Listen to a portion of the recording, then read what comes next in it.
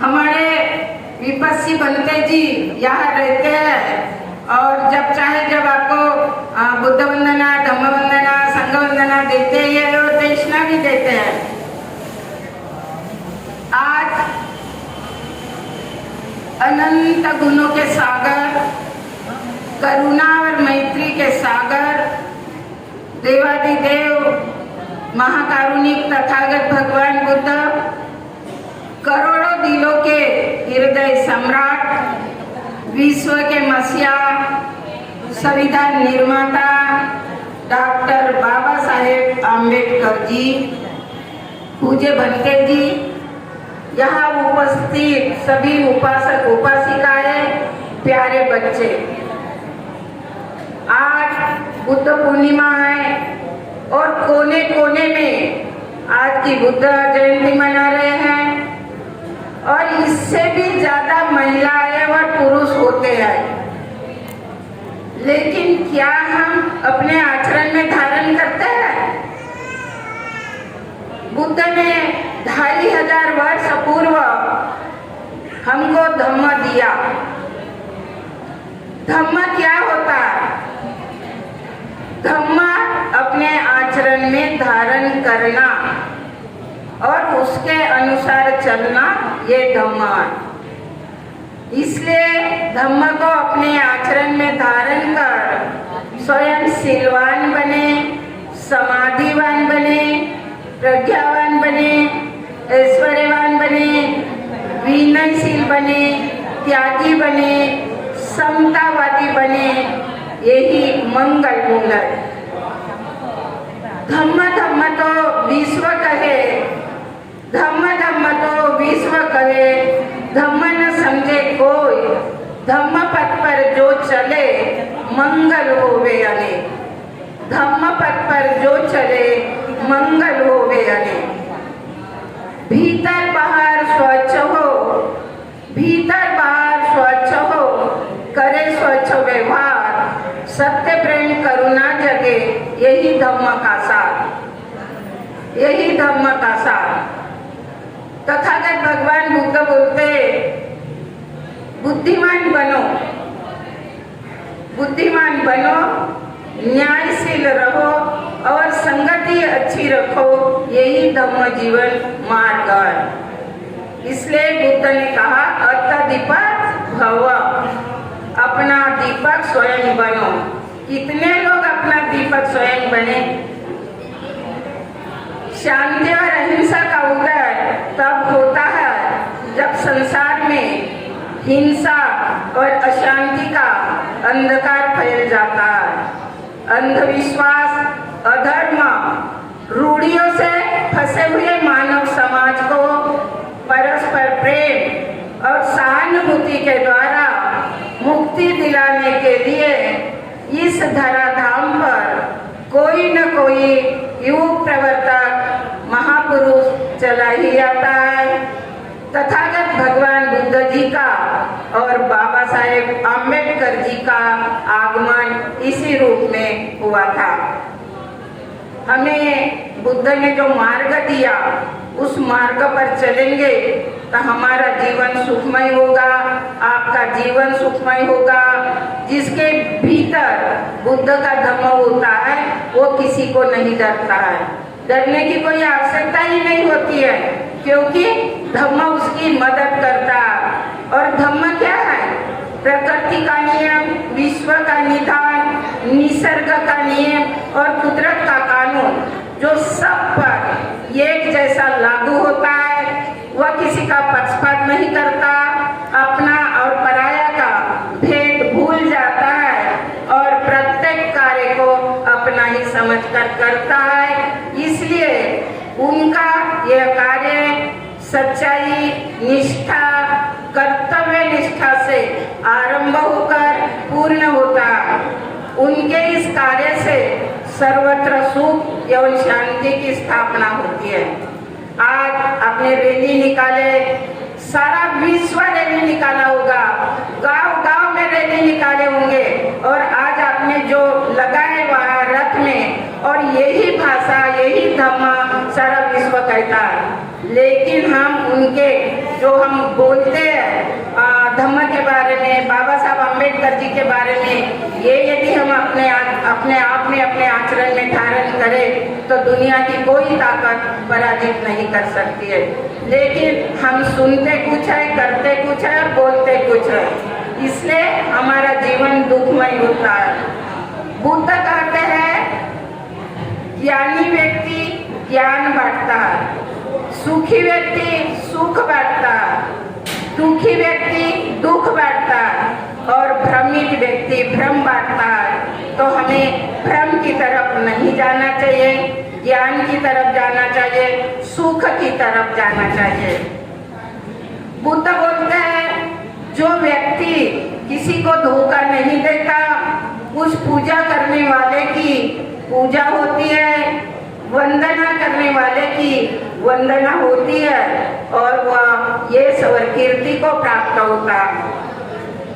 जो व्यक्ति किसी को धोखा नहीं देता वह आग के समान प्रज्वलित होता है, देवता के समान प्रकाशमान होता है और वो श्रीयुक्त होता है। जो व्यक्ति किसी को धोखा नहीं देता वो ऊंचे पर्वत अथवा वृक्ष से गिरा हुआ व्यक्ति गिरकर भी सहारा पा देता है। जो व्यक्ति किसी को धोखा नहीं देता वो सत्कार करके सत्कार पाता है, गौरव करके गौरवशाली होता है, प्रशंसा और कीर्ति का भोगी होता है। जो व्यक्ति किसी को धोखा नहीं देता वो प्रसन्न चित्त से अपने घर लौटता है, सभा में उसका स्वागत होता है, जाति बिरादरी में उत्तम माना जाता है। जो व्यक्ति किसी को धोखा नहीं देता वो किसी मोहल्ले, कस्बे या राजधानी में चले जाता है, सर्वत्र पूजित होता है। जो व्यक्ति किसी को धोखा नहीं देता उससे कोई भी पराजित नहीं कर सकता। जैसे कि मजबूत जड़ वाले बरगद के वृक्ष का हवा, आंधी कुछ भी नहीं बिगाड़ सकता। इसलिए तथागत भगवान बुद्ध कहते थे कि जो व्यक्ति सच को झूठ और झूठ को सच मान लेते हैं ऐसे मिथ्या दृष्टि संपन्न लोगों को कभी भी सत्य की प्राप्ति नहीं होती है। लेकिन जो व्यक्ति सच को सच और झूठ को झूठ मान लेते हैं ऐसे सम्यक दृष्टि संपन्न लोगों को ही सत्य की प्राप्ति होती है।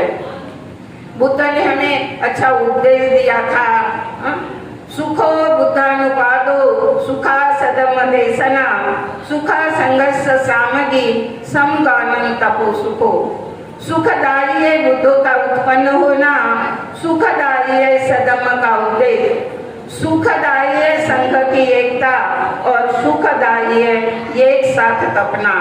आज इतनी महिलाएं हैं, इतने पुरुष हैं और अभी हम लोग एक साथ रहे तो कितना अच्छा लगता है। तो कोई भी यदि मांग होती है और एक साथ हम लड़ेंगे तो दुनिया की कोई ताकत पराजित नहीं कर सकती है। लेकिन हम लोग क्या हीरा मीरा इसका उसका करते हैं, उससे कुछ भी नहीं होने वाला है।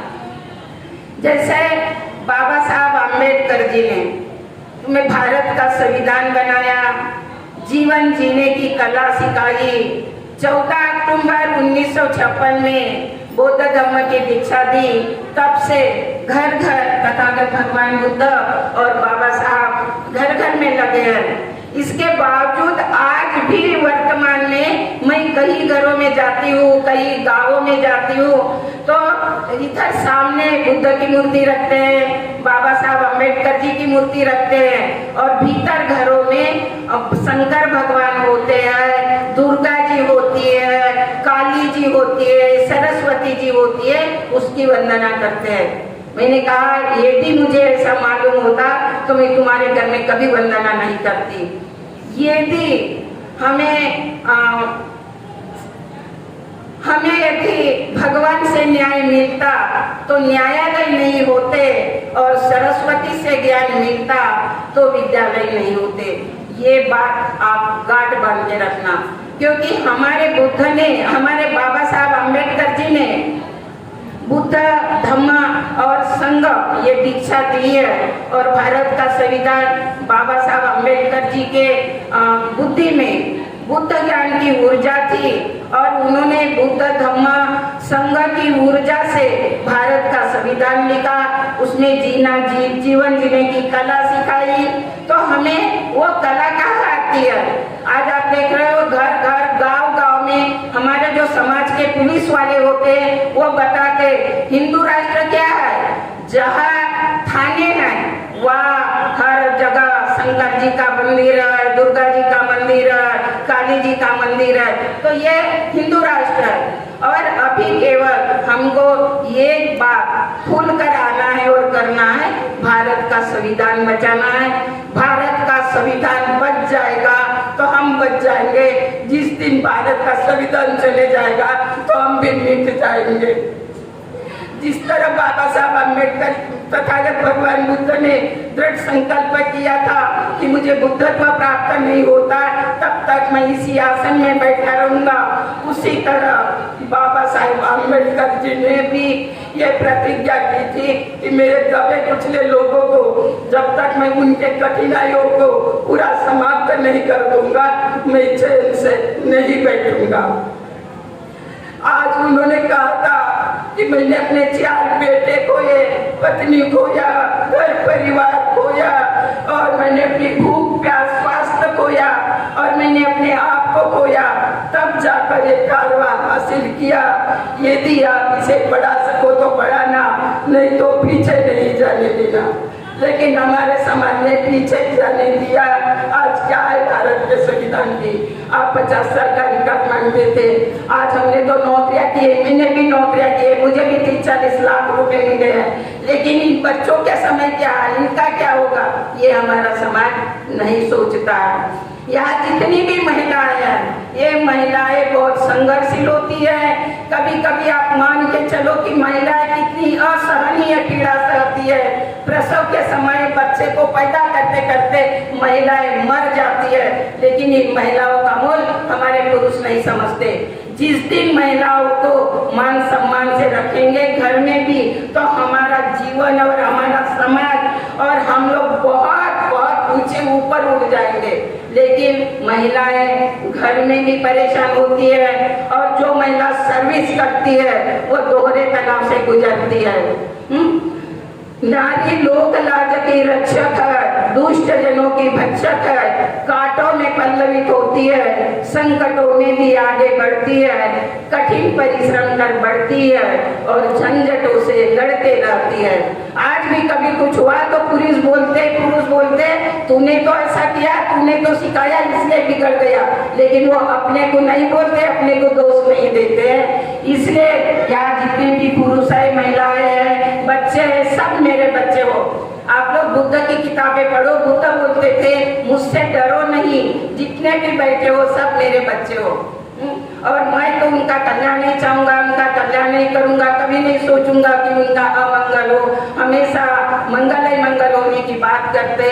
तो भंते जी मैंने कल से देख रही हूँ मैं, इतना अच्छा धम्म के बारे में बताते। धम्म बुद्ध ने भी बहुत अच्छा दिया, बुद्ध जैसा कोई ज्ञानी नहीं, बाबा साहब अम्बेडकर जैसा कोई ज्ञानी नहीं।